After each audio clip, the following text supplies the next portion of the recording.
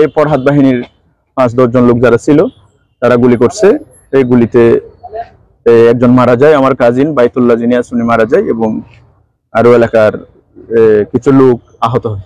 র্যাবের সদস্যরা নামার সাথে সাথেই মূলত তার বাহিনীর লোকজন কিন্তু অস্ত্রশস্ত্র নিয়ে র্যাবের উপর গুলি বর্ষণ করে। ওইখানে একটা ইঞ্জিন লোক ছিল, জিম্মি ছিল, ওদের রক্ষা করার জন্য যখন যাই তখন ওইখানে আমি গাড়ি বন্ধ করছি, বন্ধ করার সাথে আমাকে লাইট অফ করতে বলছে। লাইট অফ যখন করছি ও ফায়ার করেছে।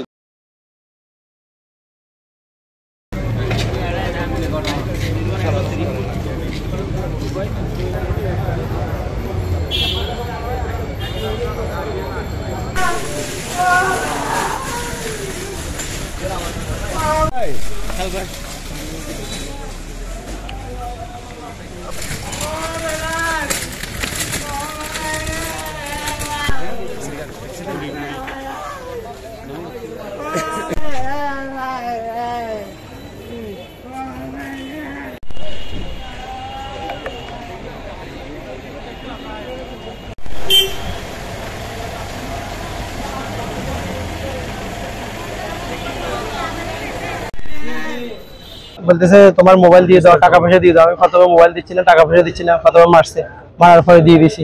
দেওয়ার পরে আবার গুলি করতে চাইছে, আমি পালিয়ে চলে গেছি। পরে আরেক জায়গায় দূরে দূরে বাঁধিয়ে আমার ইচ্ছা তরফে মারছে।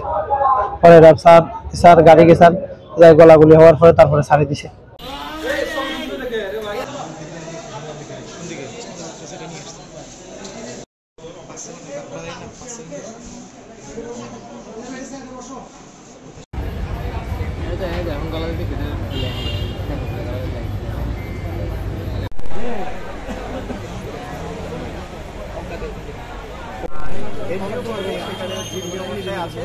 তাকে জিম্মি করে মূলত তিনি তো সেই অর্থ দিতে অনীহা প্রকাশ করে তাকে নির্যাতন করা হচ্ছে এমন ইনফরমেশনের র্যাবের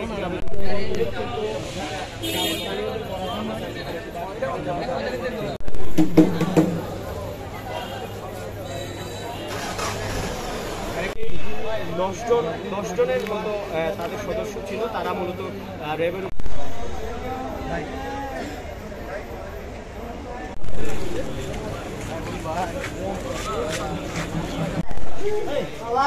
যে মূল হোতা মূলত এই যে ফরহাদ বাহিনীর, আমি অলরেডি বলেছি, সেও আহত অবস্থায় তাকে আমরা গ্রেপ্তার করেছি এবং সেও এই হাসপাতালে চিকিৎসাধীন অবস্থায় আছে। এবং সে যে অস্ত্রটা ইউজ করেছে, যে অস্ত্র দিয়ে গুলি বর্ষণ করেছে, সে অস্ত্র সহকারে আমরা তাকে আটক করেছি।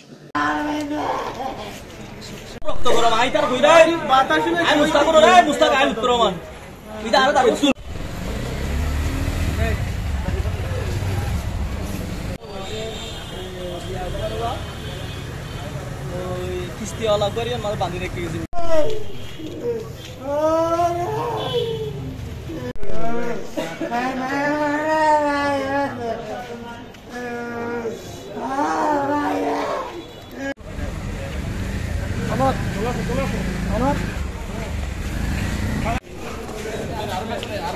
ছবি নেই, আমরা ছবি নেব, একটু দাঁড়ান, ছবি নেব।